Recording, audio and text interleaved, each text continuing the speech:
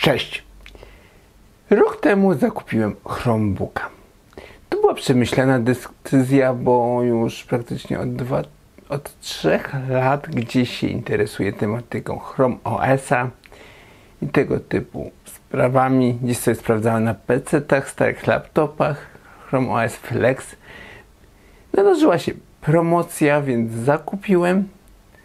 Trochę to był nieoczekiwany zakup i tak planowany, bo sobie odkładałem na takiego Chromebooka, ale nie żałuję, powiem szczerze. Dzisiaj chcę się wypowiedzieć ogólnie, powiedzieć wam, jak ten sprzęt się trzyma do tej pory, jak chodzi o eksploatację, w jakim stanie jest, jak mi się przez ten rok korzystało z tego sprzętu, ale też chcę się wypowiedzieć, co sądzę w ogóle o tym koncepcji tego systemu, jakby ekosystemu, który nam Google zaprezentował i jak się zapatruje na przyszłość tego rozwiązania w następnych latach, w przyszłości i dla kogo ten sprzęt jest. Ogólnie taki ogólny odcinek, chcę się po prostu już po roku mam jakieś wnioski swoje, obserwacje i też sporo sobie w internecie też czytam opinii różnych osób, więc zaczynamy. Jak chodzi o ten sprzęt, ja oczywiście jak go używam, to nie obchodzę się jak z jajkiem, po prostu go używam. Wkładam do plecaka, idę na miasto, stawiam gdzieś ten plecak, jak potrzebuję to korzystam, więc ogólnie jakieś tam delikatne, małe jakieś tam ryski gdzieś pewnie się znajdą, ale ogólnie jest w porządku. To nie są ryski, które gdzieś tam, że upadł, czy specjalnie zarysowałem, tylko po prostu takie zwykłe, eksploatacyjne ryski. Ktoś ostatnio powiedział, że jak widział, że ja ten swój Chromebook ciężko otwieram, w tych czasach to nie przystoi. To jest dobra zawiasa. Ona tak się otwiera, bo tam jest tak zrobiona ta zawiasa, żeby dobrze trzymała. Przy zamkniętym, przy otwarciu w każdej pozycji. Specyficzny, prosty, ale skuteczny mechanizm. Bez żadnego udziwniania. Ten system praktycznie się nie popsuje przez dłuższy czas, bo to jest na zasadzie takiej sprężyn zrobione, które trzymają w każdej pozycji. Fajne, bo jak go się otwiera, to czuć, że tam jest taki mechanizm, opór. I mi to się podoba. Ja to kupuję. Klawiatura bardzo dobra. Chociaż widać, że to jest taki słabszy plastik. Znaczy to jest plastik, po prostu widać, że to jest, bardziej by to nazwał takim plastikiem z odzysku, ekoplastikiem. Widać, że te klawisze są takie zrobione cienkie, chrapowate, ale to jest, myślę, że ich plus. Praktycznie się nie pościerały żadne klawisze, chociaż korzystam z tego sporo. Dobrze, to jest jedna sprawa. I ktoś powie, że to jest słaba konfiguracja, bo co to jest za procesor N4500? Takie procesory były 10 lat temu o tej pojemności. Ale tu nie ma nic mylnego. Bo takie osoby jak tak gadają, to co, nie poczytają, nie zorientują się. I to jest taki trochę, żeby gadać aspekt. Nie, bo Chromebook nie, bo takie procesory były wydajnościowe 10 lat temu. Nie do końca. To są procesory nowej generacji, mało pobierają energii, dzięki te Chromebooki tak długo wytrzymują. Bo tamte procesory przy 10 lat wrzucają do takiego Chromebooka, uwierzcie mi, ja myślę, że 2-3 godziny max by taki Chromebook wytrzymywał na baterii. Więc nie do końca tak jest, że te procesory są przestarzałe. Te procesory są dobrane odpowiednio do potrzeb. Kolejny gdzieś aspekt, który słyszałem, że tu jest, bo RAM jest wlutowany. Ok, tylko ta konfiguracja przy tym RAM-ie jest w porządku. Możemy kupić wyższą, gdzie jest 8 GB, ale 4 GB jest wystarczające. Pamiętajmy, że to jest Chromebook i to jest Chromebook, który jest z tych tańszych Chromebooków i gdzieś trzeba te koszty uciąć. Taniej jest wyprodukować w ten sposób. Taniej, dobrze, jakościowo, żeby nie ciąć na podzespołach, nie kombinować. I tutaj nie ma potrzeby rozbudowywania. tego. O dziwo, matryca zrobiła na mnie wrażenie. W tym budżecie taka matryca naprawdę jest super. Jak chodzi o jasność, jest wystarczająca. Naprawdę, nawet jak się nam mocniej rozświetli, jest dobrze. Praktycznie się nie spotkałem z momentu, że muszę naprawdę jakoś ekstremalnie, bo nawet jak coś tam, jakieś takie sytuacje, to chodziło na przykład o to, żeby się na przykład na dworzu odwrócić po prostu, nie ze słońca, tylko pod słońce się odwrócić, tak jak słońce pada, żeby siedzieć po prostu tu i słońce pada i jest ok. To są takie pierdoły, których praktycznie nie zaświadczymy. Druga rzecz, głośniki.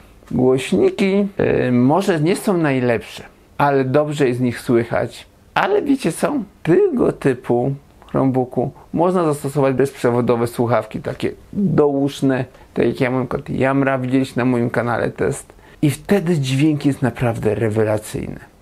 Nikomu nie przeszkadzamy, w ten sposób korzystamy. I naprawdę to nie jest problemem. Dobre słuchawki. I jak chodzi o słuchawki, to od jakiegoś czasu po prostu normalnie, tak jak telefon rozpoznaje Chrome OS słuchawki, dany model wyświetla normalnie, pokazuje jaki to jest model z grafikami, ze wszystkim. W taki sam sposób jak Android. Więc tutaj nie ma z tym żadnego praktycznie problemu. Jak mamy słuchawki, które rozpoznają, pamiętają kilka urządzeń, to praktycznie mamy podpięty pod telefon, Chromebooka włączamy, nam podpina pod Chromebooka i jak z telefonu ktoś dzwoni, też to słyszymy. Więc dla mnie bajeczka. I z takiego użytkowania bateria. Powiem szczerze, nie powiem wam dokładnie, ale te 12 godzin jest realne. Jak nie 12, to przynajmniej tak, że można pracować cały dzień. Ja na przykład był dni, gdzie cały dzień korzystałem z niego i praktycznie na wieczór podpinałem. Nie było z tym żadnego problemu. Jak chodzi o oglądanie filmów, 3 do 4 filmów bez problemu obejrzę. Mówimy to o filmach 2-godzinnych do 3 godzin. Nie będzie z tym żadnego problemu, ale wtedy przeważnie siedzimy w takim miejscu, że można podpiąć pod ładowarkę i nie ma z tym żadnego problemu. Co jest fajne, ładujemy to przez USB-C. Z jednej mamy strony, z drugiej strony. Obydwa obsługują ładowanie, więc podłączamy, z której nam strony jest wygodnie. One są wolna. Można podpiąć też monitor bezpośrednio pod niego, pod USB-C i z niego się ładuje nam Chromebook. Te wszystkie technologie są dostępne. Mamy dwa USB 3. 3 czy 3.2 to już nie jest istotne. Niebieskie, dwa po 2 stronach. Mamy do tego jeszcze mikrokart czytnik i wejście na słuchawki i mikrofon. Więc podstawa, tak. I co jest ważne, ta obudowa naprawdę nie skrzypi, jest porządnie wykonana. Ten plastik taki chropowaty może się wydawać tańszy, ale naprawdę porządnie zrobiony sprzęt. Chciałbym, żeby w ten sposób każdy laptop był wykonany w tym budżecie, co ten, czy na Windowsa, czy gdzieś, a z tym można by było polemizować. Jak widzę, te tanie laptopy niektóre często się chwieją, jak się otwiera czasami ta matryca, czuć jakieś tam luzy, to jak się tak popatrzy w tych tańszych. I właśnie teraz sprawa systemu, bo ktoś mówi Windows i Chrome OS. To opowiem wam taką historię małą. Po rozmowie ze swoim znajomym, który powiedział, że zakupił sprzęt znajomej swojej, tak to powiedzmy, który był praktycznie odpowiednikiem, on tam kosztował 1400 zł, 1500 zł, ale praktycznie odpowiednik konfiguracyjny, jak chodzi o konfigurację tego mojego Chromebooka, tylko tam było gniazdo na dołożenie pamięci RAM. Można tak powiedzieć, tym się różnił. I na Windowsie 11 zamulał. To nie było to. On zbyt fajnie nie chodził. Było trzeba kombinować tam z ograniczaniem niektórych rzeczy, etc., etc. Pamięci RAM były dorzucone RAM. I jako taką podobność teraz jest ok. Też tam była propozycja przeze mnie, żeby zainstalować Chrome OS Flex na nim, ale to jest Flex już, więc Tu jest różnica między Flexem a normalnym Chrome OS-em taka, że mamy sklep Google'a na normalnych Chromebookach, gdzie jest zainstalowany, tak jak kupujemy Chromebook jako Chromebook, że na Flexie nie ma. I tu jest wielki niesmak. Dlaczego na Flexie nie ma? Flex jest bardziej po to, żebyś sobie go zainstalował, zobaczył, czy to jest dla Ciebie, jak jest to dla Ciebie, wtedy kupujesz normalnego Chromebooka. Druga sprawa, moim zdaniem, dlaczego jest to tylko na dedykowanych sprzętach zrobiony sklep Google'a.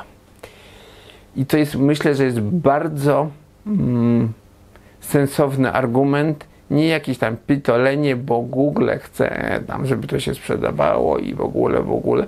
Jest tysiące teorii takich wyssanych, moim zdaniem, z palca. Mianowicie, po prostu chodzi o to, jak mamy telefony Samsunga, model Xiaomi czy inne, gdzie jest Android. Każdy model jakby jest zgłaszany do Google'a, jak producent zgłasza i jakby ma taki certyfikat. Jest sprawdzana z tym danym modelem kompatybilność sklepu Play aplikacji z danymi aplikacjami. Jest łatwiej zachować to, żeby te aplikacje działały na wszystkich telefonach. Żeby sprawdzić, przetestować. Po prostu, że jak wchodzą jakieś aplikacje, żeby dopracować, deweloperzy mieli łatwiej, etc., żeby było wiadomo, pod jaki model testować, sprawdzać, czy gdzieś nie ma jakichś bugów, czy w tym rodzaju. Po prostu chodzi o zapewnienie jakości. Chociaż jest dużo innych teorii na ten temat, których tu nie chcę przytaczać, bo moim zdaniem są wyssane z palca i po prostu robione przez osób, które jakby Google'a nie tolerują, delikatnie mówiąc. I tu skończmy na ten temat, tu nie chcę się zagłębiać, więc ogólnie jest na tak, żeby zakupić takiego Chromebooka. Kolejna rzecz, to jest ważna, taki Chromebook kupujemy teraz. Jestem przekonany, przez 10 lat co najmniej będziemy normalnie z niego korzystać. Nie ma z tym problemu. I Chromebooki są sprzęty takie, że nawet za 3-4 lata, jak było trzeba baterię w nim wymienić, kupuję, wymieniam, bo jestem pewny, że jeszcze mi posłuży. Kolejna rzecz, że też cały czas są aktualizacje robione. Mniejsze, większe, gdzie są wprowadzone nowe funkcjonalności, nowe jakieś tam opcje, gdzie ten system staje się przyjemniejszy do korzystania, ciekawszy, a momentami mam wrażenie, że lepszy od Windowsa przy takim prostym użytkowaniu. Wiem, już u niektórych gula wyskoczyła. I tutaj teraz chcę przejść właśnie do takich rozważań, dla kogo moim zdaniem jest ten Chromebook. Bo tu jest dużo opinii, tak nie bierz Chromebooka, bo Chromebook jest ograniczony. Na Chromebooku nie można zrobić wielu rzeczy. Dobrze, tylko każdy sprzęt ma swoją grupę docelową. Kupując sprzęt, czy laptopa z Windowsem, Maca, z Linuxem, czy z Chrome OS-em, który poniekąd też jest Linuxem, trzeba sobie zadać pytania, do czego potrzebuje ten sprzęt. Jak jesteśmy osobą, która przegląda internet, pisze teksty, na przykład na jakieś portale internetowe, jest dziennikarzem, takie sprawy, czy książki pisze, takie sprawy, ogólnie korzysta tak biurowo z niego, jako dodatkowe narzędzie, obejrzy sobie jakiś film w internecie, a nawet na Instagramie działa, gdzieś na socjalkach i potrzebuje sobie jakąś grafikę zrobić, zmontować storkę, taki Chromebook wystarczy. W erze, gdzie jest dużo rozwiązań już takich online powstaje, do których zaraz sobie przejdziemy, jest to idealna sprawa. Naprawdę. Wiem, zawsze może być ten lęk, bo to Windows, całe życie Windows, a tu nagle po to jest między innymi właśnie Chrome OS Flex, żeby sobie zainstalować, potestować, zobaczyć, czy to będzie dla nas. Moim zdaniem powinniśmy do tego tak podejść. Mamy sprzęt laptopa z Windowsem. Robimy to i to. Te rzeczy na nim cały czas robimy. Próbujemy zrobić te rzeczy same na Chrome OS-ie.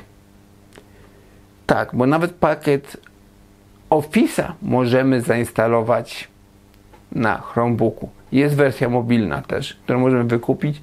Jak potrzebujemy korzystać z Microsoft Office'a. też możemy korzystać. Chociaż jest cały ten pakiet biurowy od Google'a, który jest naprawdę świetny. Ja już korzystam co najmniej 7-6 lat z niego. Można tak powiedzieć, że korzystam. Ja jestem zadowolony. Który jest cały czas rozwijany też. Całe nowe funkcje. Wszystkie praktycznie skróty, które były znane z Windowsa, są adaptowane do Chrome OS-a, żeby się wygodnie korzystało. Jak czegoś nie ma, to na dniach, myślę, że to będzie, mówię na dniach, znaczy w ciągu, że to jest w planach. Co więcej, jest funkcji z telefonem. Możemy podłączyć sobie telefon, mamy sparowany, jesteśmy na mieście, internet. Nie wchodzimy w telefon, nie ustawiamy hotspota, tylko otwieramy sobie ikonkę telefonu, naciskamy hotspot i nam się automatycznie łączy, bez wpisywania hasła, bez niczego, bo to już jest zaufane urządzenie, połączone. Zrobimy zdjęcie telefonem, pierwsze 4 zdjęcia nam się pokazują w podglądzie, które możemy sobie od razu pobrać na Chrome OS. Więc tu jest świetna sprawa. Jeszcze plików nie możemy nacisnąć kopiuj na telefonie, wklej na Chromebooku, ale myślę, że to jest sprawa czasu. Google na tym pracuje, jak chodzi na Chrome OS-ie, bo czemu by nie, bo to jest świetna funkcja, na pewno będą chcieli mieć tę funkcję zaadaptować, tym bardziej, że mają całe środowisko swoje, wirtualne chmury, tego wszystkiego, więc myślę, że to jest sprawa czasu. Więc może być to ciekawe. I dużo osób mówi, że to jest taki system, sprzęt bieda dla kogo nie stać na Maca. Nie do końca. Bo jak sobie cenimy swoje pieniądze, by mieć sprzęt do takiej codziennej pracy tańszy stosunkowo do konkurencji, i sprzęt, który kupimy raz na 10 lat, wymienimy, to Chromebook będzie idealny. Często korzystamy z przeglądarki internetu, nie trzeba się bać, bo jest bardzo intuicyjny, wygodny w korzystaniu. Coraz więcej na nich można zrobić.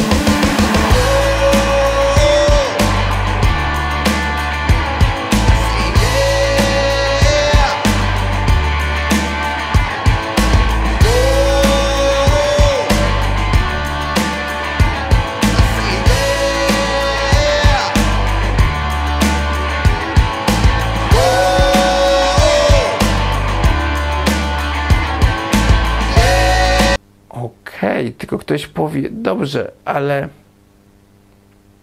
taki najtańszy, ale ja sobie mogę kupić droższego, bo są Chromebooki po 3000. Jak jesteś świadomy, w porządku.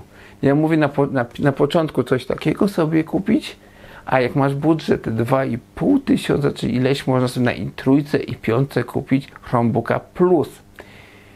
I myślę, że w tych czasach to by było najbardziej sensowny wybór, jak jesteśmy świadomi, że chcemy korzystać z Chromebooków. Tak. Dlatego, że ja osobiście wiem, że już będę chciał. Następny mój Chromebook nie będzie najtańszym Chromebookiem. Będzie najbardziej lub prawie najbardziej wypasionym Chromebookiem. Więc to jest oczywiście rozsądek, za jakieś tam głupoty nie będą. Ale wiecie, o co chodzi.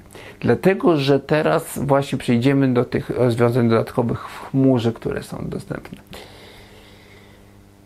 ten laptop, co ja mam, ciut do niektórych rozwiązań może być za słaby. Tak. Dlatego mam teraz te Chromebooki Plus, gdzie mamy tam już lepsze układy graficzne, bo to już są te i trójka, i piątka, które mają już te mocniejsze karty graficzne w sobie, troszeczkę inne sprawy. I tu nie mówię o grach. Na gry sobie zostawię na później.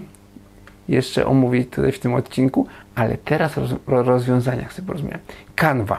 Świetne rozwiązanie nawet na tego typu Chromebooku.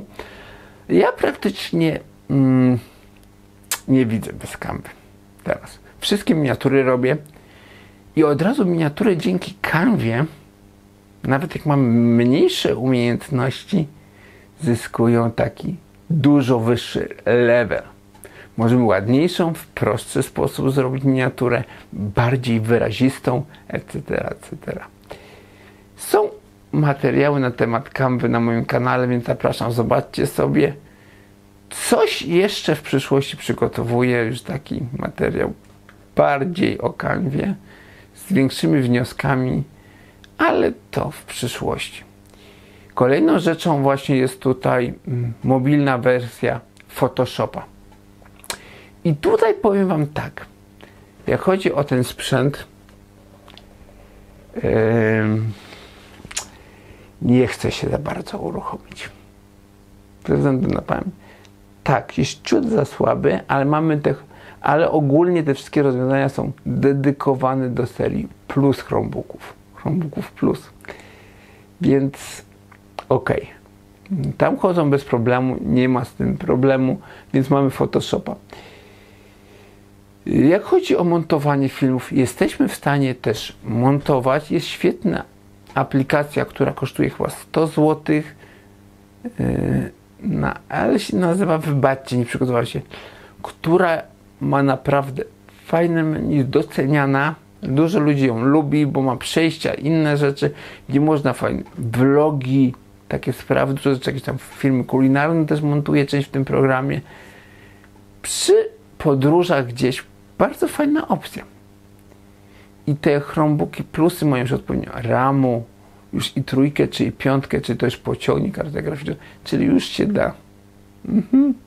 Więc to nie ma z tym problemu. Chociaż w Canvie też zmontujemy co nieco, możemy pomontować. Tu już mówimy o bardziej profesjonalnym rozwiązaniu. Program, którego nie testowałem, który chcę przetestować w przyszłości, kiedyś jak będzie budżet na to, to chcę go zakupić sobie, chcę go tu wrzucić, przetestować, zobaczyć jak to działa. I dzięki temu może być fajne narzędzie dla osoby, która gdzieś tam podróżuje, montuje sobie jakieś vlogaski czy storki. I taki prosty, nie potrzebuje jakiegoś bardzo super hipermontowania. Ma dobry aparat, który robi ładny obrazek, potrzebuje to sobie złożyć, jakieś tam przejścia, muzyczkę dodać, takie sprawy. I bajka. Więc jest sporo takich rozwiązań, tym bardziej gdzieś słyszałem plotki, że powstaje rozwiązanie coś w stylu GeForce Now, tylko dla programów właśnie. Typu Blender, Photoshop, Premiere, że będzie można uruchamiać w chmurze, będziemy mieli te sprzęty. Nic więcej nie powiem, bo to gdzieś jakieś tam plotki słyszane, jakiś artykuł, gdzieś coś. I na koniec mam pewien apel. Nie krytykujmy, może źle to powiedziane, ale za wszelką cenę nie bądźmy wrogami Chrome OS-a, Chromebooków. Nie pasuje nam, komuś, tobie, okej, niech nie pasuje. Są osoby, którym nie pasują Maci. Są osoby, którym nie pasują PC-ty, bo wolą na przykład Maca albo Chrome OS-a. Staraj się, jak się już wypowiadać na ten temat, wypowiadaj się konkretnie, co ci nie pasuje, dlaczego uważasz, że to jest nie tak, ale samej technologii jako taką nie, bo nie, to nie krytykuj. Zawsze podawaj argumenty komuś, bo to, co tobie się nie podoba, dla innych może być nawet zaletą. Pamiętaj o tym. Więc dyskusja, normalna dyskusja, rozmowa. Biorąc pod uwagę zakup takiego sprzętu, warto sobie zainstalować Chrome OS Flex. Zobaczyć, jak będziesz się poruszał, czy ci to pasuje, odpowiada. I tu jedna sugestia. Nie przez 5 minut, przez tydzień, 2, 3 na chwilę wracać, przez jakiś czas dłużej posiedź na tym sprzęcie, dłużej się pobaw, bo przez 5 minut to nic nie zrobicie. To się nie wyrobi zdania, bo to jest inny system, ale jak zobaczycie sobie dłużej, posiedzicie, poklikacie, popatrzycie, zobaczycie, że to jest proste, wygodne. I sprzęt ma jeszcze jedną zaletę, że tu nas nie odciągają niektóre rzeczy, bardziej jest łatwiej nam się skupić na pracy, moim zdaniem. Łatwiej usiąść, napisać ten tekst, coś zrobić, bo ten sprzęt ma jakieś tam zastosowanie, korzystamy w danych celach, więc nie mamy mniej rozpraszaczy. Więc w ten sposób. Jak już się przekonasz do tego, zakup sobie Chromebooka. I zacznij nim robić wszystko to, co robiłeś na normalnym laptopie z Windowsem. Zacznij robić. Tak samo na Flexie. Zobacz sobie, bo zobaczysz, że możesz to robić. Jak masz już Chromebooka, normalnego takiego, masz sklep Play. Się okazuje nagle, że możesz zainstalować sobie Office'a Microsoftu. I też na nim pracować, jak pracowałaś. Więc na spokojnie sam sobie wyróbcie zdanie, zobaczcie. Na korzyść przemawia to, że naprawdę jak taki laptop zakupicie, wam będzie odpowiadał, to praktycznie możecie na 10 lat zapomnieć z wymianą. Wymienicie dlatego, bo będzie nowszy jakiś model, który będzie się wam bardziej podobał. Ten przez ten czas na przykład się trochę już porysuje, to i wy będziecie chcieli zmienić, a nie dlatego, że będziecie musieli zmienić. To jest właśnie w ten sposób. Te systemy są lekkie, wygodne, dużo chodzą, przez to te sprzęty mogą być żywotniejsze. Teraz to i za 10 ta wersja dobrze będzie chodziła na tym sprzęcie. Jak chcesz korzystać z rozwiązań bardziej zaawansowanego, Photoshopa online, innych, możesz pomyśleć o Chromebooku Plus. Tych plusach. I ogólnie, jak możesz, ja bym zaczynał już sobie wybierał z tej serii Plus. Tylko jest jedna sprawa. Nie każdy model ma klawiaturę numeryczną. Przeważnie te laptopy są tego pozbawione. Ten mój ma tą klawiaturę numeryczną. I co jest ważne a propos klawiatury jeszcze w Chromebookach. To jest specjalnie klawiatura przygotowana pod Chromebooki. Tu nie masz klawiszów F1, F2, F3, F4. To jest niepotrzebne. Są inne klawisze. Masz strzałkę, gdzie cofasz, masz odświeżenie, masz powiększenie. Masz dużo przydatnych funkcji, które ułatwiają, umilają korzystanie z tego Chrome OS-a. Tak. I co jest ważne.